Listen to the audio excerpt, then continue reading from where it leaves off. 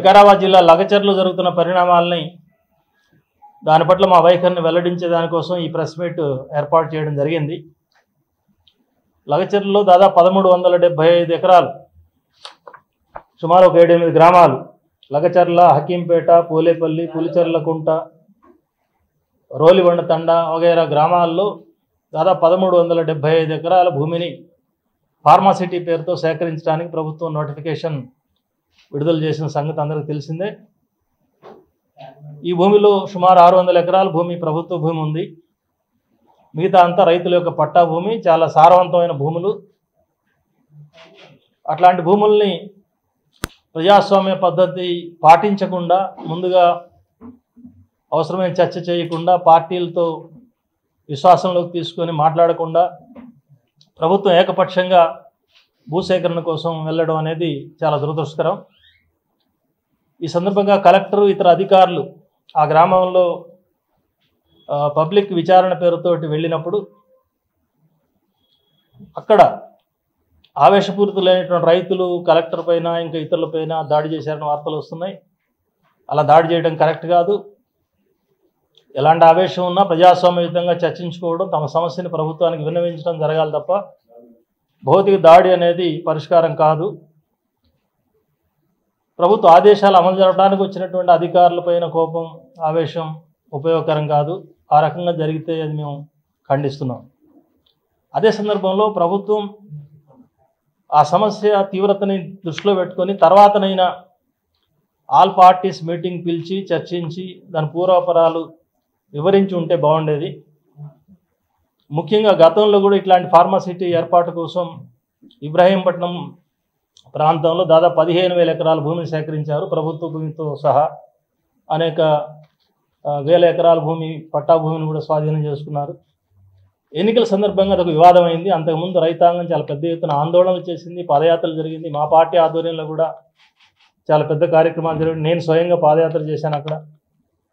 ఆ తర్వాత ఎలక్షన్ సందర్భంగా కాంగ్రెస్ పార్టీ ఒక వాగ్దానం చేసింది, ఫార్మాసిటీని అక్కడ రద్దు చేస్తున్నాం, ఎన్నికల్లో మేము అధికారంలోకి వస్తే ఆ భూమిని రైతులకు వాపసు చేస్తామని కూడా మాట్లాడారు. కానీ అదేమి జరగలేదు.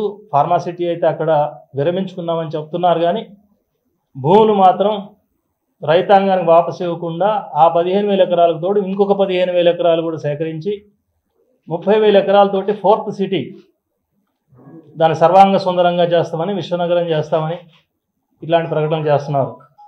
విదేశీ సంస్థలను ఆహ్వానించి అక్కడ వాళ్ళకి భూములు కేటాయిస్తామని కూడా బహిరంగ చెప్తున్నారు.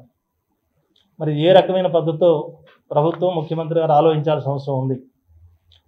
అది అలా ఆ సమస్య నానుతుండగానే మరొక పక్క వికారాబాద్ జిల్లాలో లగచర్ల ప్రాంతంలో ఈ ఫార్మాసిటీని కొత్తగా నెలకొల్పాలనుకోవడం, ఇది కూడా ఏకపక్షంగానే ఆయన అధికారంలోకి వచ్చిన 2వ రోజే చెప్పాడు, ప్రజాస్వామ్యబద్ధంగా పరిపాలిస్తాం, ప్రజాస్వామ్యానికి ఆటంకంగా ఉన్న సెక్రటరియట్ చుట్టూ ఉన్న కంచెలన్నీ కూడా బుల్డోజర్లతో తొలగిస్తున్నాం, ప్రతి సమస్యని ప్రతిపక్షాలతో సంప్రదించేస్తామని చెప్పి మేము 2-3 సందర్భాలు కలిసినప్పుడు కూడా ఈ మాట నొక్కి చెప్పారు. అందరితో కలిసి చర్చిస్తేనే ముఖ్యమైన సమస్యలు పరిష్కారం అవుతాయని. కానీ ఏ ముఖ్యమైన సమస్య, అది హైడ్రా కావచ్చు, మూసీ నది కావచ్చు, లేదు దామగుండం ప్రాజెక్టు గురించి కావచ్చు, గ్రూప్ 1 పరీక్షల నిర్వహణ విషయంలో వచ్చిన వివాదం గురించి కావచ్చు, ఇట్లాంటి ఏ సమస్య గురించి కూడా, ఇప్పుడు ఫార్మాసిటీ విషయంలో కూడా ఇంత జరుగుతున్నప్పటికీ ప్రతిపక్ష పార్టీలని పిలవడం కానీ, అఖిలపక్ష సమావేశాలు నిర్వహించి అభిప్రాయాలు సేకరించడం కానీ ముఖ్యమంత్రి గారు చేయబూనుకోలేరు. మరి ఏ రకమైన ప్రజాస్వామ్యం ముఖ్యమంత్రి గారు ఒక చేయాల్సిన అవసరం ఉంది. అక్కడ విచారణకు వెళ్ళిన అధికారులపైన ఈ ఘటన జరిగిన తర్వాత ప్రభుత్వం యొక్క నిర్బంధం మరింత తీవ్రమైంది. అక్కడ ఒక జైలుగా మార్చేశారు. ఆ గ్రామాలన్నింటిలోకి ఎవరిని పోనివ్వట్లేదు. అక్కడ యువకులు లేరు, పురుషులు లేరు, మహిళలు మాత్రమే ఉన్నారు, వృద్ధులు మాత్రమే ఉన్నారని చెప్తున్నారు. పత్రికలో కథనాలు వస్తున్నాయి. అనేక మందిని అరెస్టులు చేశారు. అరెస్టులు చేసిన వాళ్ళల్లో ఏ పార్టీ వెనక ఎవరున్నారని తెలుసుకొని కేవలం బీఆర్ఎస్ వెనుకున్న వాళ్ళని, ఇంకా ఇతర ప్రతిపక్షాలు వెనుకున్న వాళ్ళు మాత్రమే కేసులు పెడతామని, కాంగ్రెస్ వాళ్ళని వదిలేస్తున్నారని వార్తలు వస్తున్నాయి. ఈ వార్తలు ఏది వాస్తవం, ఏది వాస్తవం కాదని తెలుసుకోవడానికి అక్కడ ప్రయత్నం చేసిన ప్రతి ఒక్కళ్ళని, ప్రజా సంఘాల వాళ్ళు, మాకు సంబంధించిన కార్యకర్తలు కూడా అక్కడ పోవడానికి ప్రయత్నం చేశారు, గిరిజన సంఘం వాళ్ళు, ఇంకా మిగతా మిత్రులు. కానీ ఎవరిని లోపల ప్రవేశించనివ్వట్లేదు, ప్రతిపక్ష పార్టీలను ప్రవేశించనివ్వట్లేదు. మరి అక్కడ అంత దారుణం ఏం జరిగింది, ఎందుకు అంత నిర్బంధం, ఇంటర్నెట్లు కట్ చేయాల్సిన అవసరం ఏంటి, ఎవరిని పోనీయకుండా ఆపాల్సిన అవసరం ఏంటి, ఇది ఏ రకమైన ప్రజాస్వామ్యం అనేది మాకు అర్థం కావట్లేదు. కాబట్టి రేవంత్ రెడ్డి గారికి మేము ఇప్పటికైనా విజ్ఞప్తి చేస్తున్నాం, ఈ నిర్బంధ చర్యలు ఆపండి.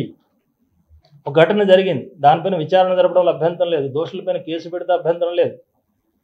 కానీ దాన్ని చూపించి మొత్తం ఒక జైలు లాగా మార్చే ఆ ప్రాంతాన్ని, అక్కడ ఉన్న ప్రజలందరినీ భయభ్రాంతులను చేసే ప్రయత్నం ఇది ఏమాత్రం సమర్థనీయం కాదు. ఇట్లాంటి నిర్బంధాలు ప్రయోగించిన వాళ్ళు గతంలో రాజకీయంగా నష్టపోయిన సంగతి కూడా గమనించాలి. అట్లాంటి నష్టానికి గురి కావద్దు కాంగ్రెస్ అని మేము భావిస్తున్నాం. ప్రజలు ఇచ్చిన మ్యాండేట్ని సక్రమంగా 5 సంవత్సరాల పాటు అమలు జరపండి. ఆ రకమైనటువంటి సమస్య వచ్చిన ప్రతి చోట ప్రజాస్వామ్యబద్ధంగా వ్యవహరించండి అని చెప్పి మేము కోరుతున్నాం.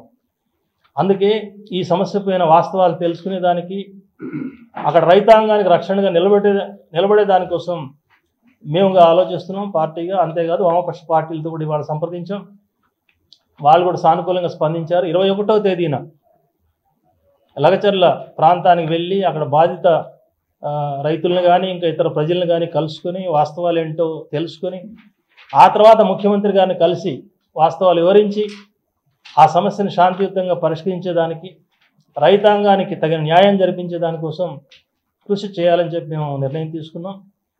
ఆ రకంగా జరుగుతున్న ఈ కృషికి ప్రభుత్వం సహకరించాలి. అట్లాగే ప్రజలు కూడా, మీ ద్వారా ప్రజలు కూడా విజ్ఞప్తి చేస్తున్నాం, ఆ ప్రాంత ప్రజలు కూడా సహకరించాలని విజ్ఞప్తి చేస్తున్నాం. మరి గతంలో వెళ్ళిన ప్రతి ఒక్కరిని అరెస్ట్ చేశారని, నిర్బంధం ప్రయోగించారని చెప్తున్నారు. అట్లాంటి ఆలోచన పూనుకోవద్దని చెప్పి ప్రభుత్వానికి నేను హెచ్చరిక చేస్తున్నాను. అదే జరిగితే ఇక వామపక్ష పార్టీలు కూడా తాము వెళ్ళదలుచుకున్న గ్రామానికి వెళ్ళి ప్రజల్ని కలుసుకునే అవకాశం లేకపోతే రాజకీయ పార్టీలు కూడా ఇంకా అది ఒక లగచర్ల సమస్యగా మిగలదు. అది రాష్ట్రవ్యాప్త ప్రజాస్వామ్య సమస్యగా ముందుకు వస్తుంది. అప్పుడు రాష్ట్ర వ్యాప్తంగానే స్పందించాల్సిన అవసరం కూడా వస్తుంది. అందుకు తగిన నిర్ణయాలు తీసుకోవాల్సి వస్తుందని కూడా నేను ప్రభుత్వానికి చెప్పదలుచుకున్నాను. పోలీసు ఉందని, అధికారం ఉందని, ఎక్కువ మంది మేము గెలిచామని, ప్రజలు మా వెంటున్నారని అనుకుంటే అట్లా భావించిన వాళ్ళు చాలా నష్టపోయారు గతంలో. కాబట్టి అట్లా కాకుండా శాంతియుతంగా ఈ సమస్యను పరిష్కరించాలని, రైతాంగానికి న్యాయం చేయాలని సిపిఎం పార్టీ తరఫున మేము విజ్ఞప్తి చేస్తున్నాం.